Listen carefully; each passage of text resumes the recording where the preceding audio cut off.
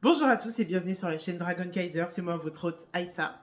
Et aujourd'hui on se retrouve pour un premier ou deuxième, je sais plus, épisode de spiritualité, une petite chronique sur ma chaîne où je bois du thé et où je vous parle un peu de spiritualité, de mes croyances philosophiques et j'essaie de vous partager un petit peu des messages que j'ai à vous transmettre. Aujourd'hui le thé qu'on a c'est quoi déjà? Cannelle et curcuma de chez Emma, extrêmement cute, j'adore le thé. C'est le début de l'automne, donc c'est vraiment la saison pour boire du thé, allumer des bougies et consommer une quantité atroce, mais vraiment atroce, de cannelle. Du coup, aujourd'hui, j'aimerais parler de la spiritualité, en tout cas le croisement entre la spiritualité et la justice sociale, et pour moi, l'amour de l'humain. Donc on commence directement avec une petite définition de ce qu'est la justice sociale d'après Wikipédia. La justice sociale est une construction morale et politique qui vise à l'égalité des droits et conçoit la nécessité d'une solidarité collective entre les personnes d'une société donnée. Je vous explique. Aujourd'hui, la raison pour laquelle je suis sur YouTube, pour laquelle je fais cette chaîne YouTube, entre énormément d'autres choses, mais l'une de ces raisons, c'est tout simplement l'amour de l'humain et l'amour des gens, l'amour des personnes et l'envie de partager. J'ai fait dans mon propre chemin spirituel l'expérience de énormément de choses, genre vraiment j'ai vécu un peu des trucs de ouf et au fur et à mesure peut-être je ferai le tri et je vous parlerai de certaines de ces expériences-là, mais parce que ma spiritualité, ça m'a apporté tellement de choses, ça m'a apporté tellement de bien dans ma vie, j'ai envie de le partager avec vous. Et ça, c'est parce que j'ai un énorme amour et un énorme respect pour l'humain et pour l'expérience humaine. J'ai déjà dit plusieurs fois que nous sommes des êtres spirituels qui faisons l'expérience d'une vie humaine. Et je trouve que le mot spiritualité, il est un petit peu trop fourre-tout. Donc pour cette vidéo, on va utiliser le mot magie, un petit peu pour englober du coup ce qui est spiritualité, magie, ésotérisme, connexion au divin, ce genre de choses, un petit peu tout ce qui découle un peu de la spiritualité New Age, mais aussi de spiritualité plus ancienne que certains d'entre vous pratiquent peut-être. Donc voilà, pourquoi est-ce que pour moi ces concepts-là se croisent en fait, spiritualité, magie, amour de l'humain et justice sociale, parce qu'on vit dans une société où on est tous chroniquement déconnectés. Vous le savez, j'en parle tout le temps, vous le savez, de toute façon, on vit sous un système qui est capitaliste, on vit dans un système qui est basé sur la création de capital. C'est le capitalisme et la possibilité ou la non-possibilité de produire du capital qui régit un peu toutes nos vies, qui régit nos traumas, qui régit nos envies, qui régit nos relations avec nos familles, qui régit nos journées, chaque seconde de nos vies. Sont régis par le capitalisme et c'est ça qui fait qu'on se sent extrêmement déconnecté parce que tu es dans une société où tu dois ignorer tes propres besoins et tes propres désirs au profit de la création de capital. Si tu n'as pas envie d'aller au taf, il faut y aller quand même. Si tu es fatigué, tu dois y aller quand même. Si tu es malade, souvent, tu dois quand même y aller. Si tu as envie de passer du temps avec tes enfants, tu dois quand même y aller. Si tu as envie de prendre une pause, tu dois quand même y aller. Et même pendant ta journée, pendant que tu es au taf, bah, des fois, tu peux pas tout le temps aller pisser quand tu en as envie. Tu peux pas manger à chaque fois que tu en as faim. À chaque fois que tu as faim. Mais voilà, ça régit chaque aspect de ta vie. Et donc, dans ces moments-là où tu dois, en fait, abandonner ton corps et ta personne, pour le travail, en fait, pour pouvoir garder un travail, pour pouvoir avoir un toit sur ta tête, pour pouvoir payer à manger, pour pouvoir payer des vacances même, ou payer des loisirs, des hobbies ou quoi. Dans ces moments-là où tu dois t'abandonner, ignorer ton corps, ignorer tes besoins et te déconnecter de toi-même pour suivre ton taf, bah forcément, tu te déconnectes aussi des autres. C'est chaud, ces conneries. Dites-moi ce que vous buvez. Est-ce que vous buvez du thé aussi? C'est quoi votre thé préféré? Et dites-moi ce que vous pensez du make-up d'aujourd'hui. Je vous ferai un petit close-up tout à l'heure. Je sais pas, peut-être, on verra bien. Donc voilà, toi-même, tes propres besoins ont probablement été négligés par tes parents, volontairement ou non, parce qu'ils devaient eux aussi se concentrer sur le travail. Du jour au lendemain, tu as dû toi aussi commencer à te négliger et à négliger tes propres besoins. Pour pouvoir toi aussi trouver un travail, ou si c'est pas encore fait, ça viendra. Mais voilà, déconnexion chronique, déconnexion de toi-même, déconnexion des autres. Et pour moi, c'est entre autres choses, bien évidemment, il y a aussi genre beaucoup d'histoire et d'anthropologie que des gens beaucoup plus qualifiés que moi pourraient vous expliquer un peu mieux. Mais entre autres choses, cette déconnexion en fait à soi-même, c'est ça qui fait qu'on en est arrivé au monde où on en est aujourd'hui, quand on se demande genre comment est-ce que ça se fait qu'il y ait des gens qui soient constamment genre marginalisés, déshumanisés, abandonnés par le système. Bah en fait genre dans un monde où t'es déconnecté de toi-même, t'es déconnecté des autres et t'en as un petit peu rien à foutre des gens qui sont autour de toi parce que t'es constamment entouré de gens à cause de la mondialisation, bah forcément qu'il y a des gens qui vont se retrouver laissés derrière en fait, qu'on ne peut pas avancer en solidarité ou tous ensemble, il y a forcément des gens qui se retrouvent laissés derrière. Et le capitalisme a soigneusement choisi quel genre de personnes seraient laissées derrière dans l'avancée, les avancements de ce monde. dans ma dernière vidéo, je pense qu'elle sortira avant celle-là, où je vous parle un petit peu du besoin de ressentir la colère en règle générale et où je dis qu'il faut être énervé parce qu'on est marginalisé, mais aussi que la colère parce qu'on est privilégié est quelque chose qui devrait être légitime et qui devrait aussi être à l'avant des combats et de la solidarité au niveau de la justice sociale. Je parle du fait qu'on est déconnecté de ce qui compte vraiment, l'authenticité et l'entièreté et la connexion avec les autres, encore une fois. Il y a vraiment pour moi un problème d'empathie. Genre vraiment, il y a des personnes à qui la case empathie manque. Je ne sais pas comment est-ce que ça fonctionne exactement le cerveau. Je pense qu'il doit y avoir une zone du cerveau qui est chargée de certaines émotions et notamment l'empathie, la capacité à empathiser, à ressentir les émotions des autres, ou au moins à s'imaginer à la place des autres pour s'imaginer les émotions qu'ils peuvent ressentir, bah, je pense que cette émotion, cette capacité, elle est vraiment atrophiée chez certaines personnes parce qu'encore une fois, on vit dans ce système capitaliste. Genre, si t'as pas de compassion ou d'empathie pour toi-même, en fait, pour les personnes qui te sont proches, tu risques pas d'en avoir pour un groupe de personnes duquel on t'a appris depuis tout petit, qui sont différents de toi, qui sont pas exactement comme toi et qui sont d'une certaine façon moins que toi. Donc pour moi, cette petite intro, c'est pas pour dire que tout est mauvais chez l'humain, que tout est à jeter ou quoi, parce que franchement, je déteste entendre ça, genre que voilà, on est tous condamnés, on va tous mourir, que l'être humain est mauvais parce que c'est faux, c'est tout simplement objectivement faux. C'est vrai qu'aujourd'hui, quand on nous parle d'histoire, quand on nous parle d'histoire de pays, d'histoire du monde, d'histoire de nation, je suis désolée, j'ai du mal à parler. On nous parle beaucoup des horreurs et c'est aussi ce qu'on retient, c'est ce qui est extrêmement marquant pour le cerveau, de retenir les horreurs, mais il y a aussi énormément de belles choses et pour moi, ignorer ces belles choses, ignorer ces merveilles qu'on a créées ensemble, ces merveilles, ces moments de connexion humaine, ces moments de choses extrêmement importantes qui ont été faites par les êtres humains, c'est ignorer en fait et mettre un voile un peu sur les efforts qui sont fournis par les plus passionnés d'entre nous, ceux qui sont vraiment passionnés par le fait de faire le bien autour d'eux. Bah, genre, c'est un peu leur cracher à la gueule que de dire que voilà, l'être humain, c'est que la méchanceté, ou que eux, c'est genre une perle rare et qu'il n'y en a pas d'autres en fait comme eux, que genre c'est une poignée de gens sur les 7 milliards qu'on est sur Terre. Et du coup, avec un peu ce genre de discours fataliste sur le fait sur la condition humaine et sur le fait qu'on est tous voués à mourir, qu'on va jamais s'en sortir et que on est en train de courir à notre perte, j'entends souvent ce côté, oui, mais les animaux, par contre, eux, ils ont rien à voir avec tout ça et ils méritent pas tout ça. Donc ça, j'en ai parlé dans ma vidéo, comment elle s'appelle déjà? Spiritualité, white supremacy et surconsommation, je crois, quelque chose comme ça. Je te la mettrai quelque part à l'écran. Mais voilà, je parle de ce sujet-là et je m'exprime un peu plus en profondeur, mais pour te faire un résumé, pour moi, en fait, genre ce côté, genre les humains sont une espèce d'anomalie sur Terre, quelque chose d'impur, quelque chose de mauvais, alors que les autres animaux ne le sont pas. C'est quelque chose qui découle aussi de la white supremacy. Ça peut aller loin, mais si tu veux en savoir plus, je t'invite à regarder cette vidéo-là. Mais voilà, pour moi, c'est un peu un cop-out, genre une porte de sortie vers le besoin de regagner notre souveraineté. Si on se dit que tout est fichu, qu'on va tous mourir, qu'il n'y a pas d'espoir et tout, bah forcément, on peut rester comme ça, s'asseoir et ne rien faire et attendre que l'apocalypse se déclenche et tout.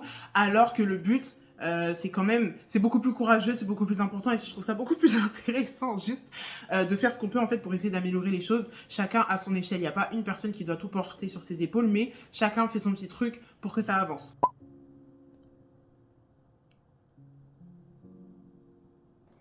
Et j'ai l'impression du coup que cette vision un peu, encore une fois, fataliste de l'être humain, comme si on était quelque chose d'impur, quelque chose qui ne mérite pas d'exister parce qu'on est tellement mauvais, parce qu'on est tellement méchant, parce qu'on est tellement jaloux, égoïste, parce qu'on tue, parce que machin. C'est une peur en fait que les gens ont de ce qu'ils voient en eux-mêmes, ou de ce qu'ils peuvent voir chez les autres, ou de ce qui leur manque, ou de ce qu'ils ont peur de voir chez les autres en fait. Genre la capacité à voir quelque chose de pur chez les êtres animaux, mais de pas le voir chez les humains, alors qu'on est aussi des animaux, on est juste doué d'intelligence et de conscience.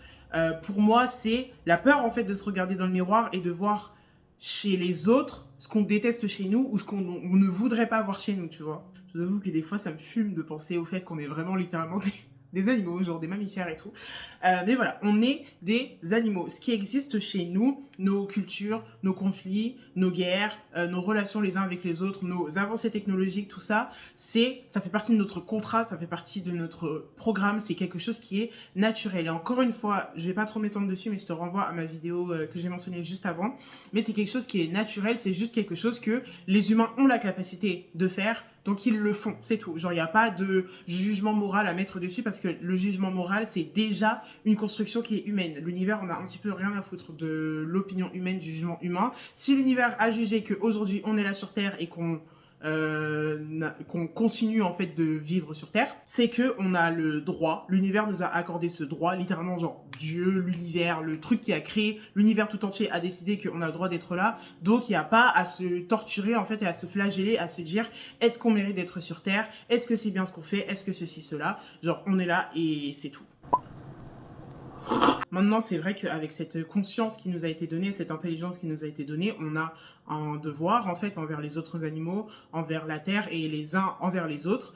Et c'est pour ça que du coup, je suis pas juste en mode genre continuons à créer les pires horreurs de la terre et à regarder ce qui se passe, mais essayons d'améliorer les choses et essayons de regagner encore une fois notre souveraineté. J'ai envie d'instiguer en vous de l'espoir et pas genre un faible espoir qui brille à peine dans la lumière ou quoi. J'ai envie d'inciter un espoir féroce à l'intérieur de vous, de faire changer les choses, de se battre pour que les choses deviennent meilleures en fait. C'est la ténacité de votre espoir et de votre amour pour l'humain qui provoquera le changement autour de vous. Si on continue à se laisser abattre en fait, à se laisser traîner, à se laisser porter, forcément que ça va continuer à faire ce que c'est déjà en train de faire, alors que si on... Je rote. Alors que si on se bat, si on lutte en fait pour rester connectés les uns avec les autres, si on lutte pour continuer à s'aimer en fait et à avoir encore une fois cet espoir, c'est comme ça qu'on peut instiguer le changement. L'amour de l'humain et l'envie de justice et d'équité, c'est des carburants infinis en fait qui vont te pousser non seulement à expérimenter l'entièreté à l'intérieur de toi-même, mais aussi à vouloir l'expérimenter avec les autres en fait. Et encore une fois, c'est un carburant qui est infini, c'est quelque chose qui va te motiver pour le restant de tes jours. Genre, j'adore les pierres, j'adore les bougies, j'adore un peu tout le juju magique et toute la spiritualité, j'adore les balades en forêt, j'adore ma solitude aussi, mes moments seuls, mais quelque chose qui m'intéresse, qui me passionne tout autant que ces choses-là, en fait, c'est la connexion avec autrui, c'est l'amour du reste des êtres humains. Alors, je vous avoue que je suis pas constamment dans l'amour de l'être humain pur et absolument euphorique et tout, parce que je vous avoue que moi aussi, des fois, je prends le métro et j'ai envie de couillonner absolument tout le monde parce que ça me casse les couilles.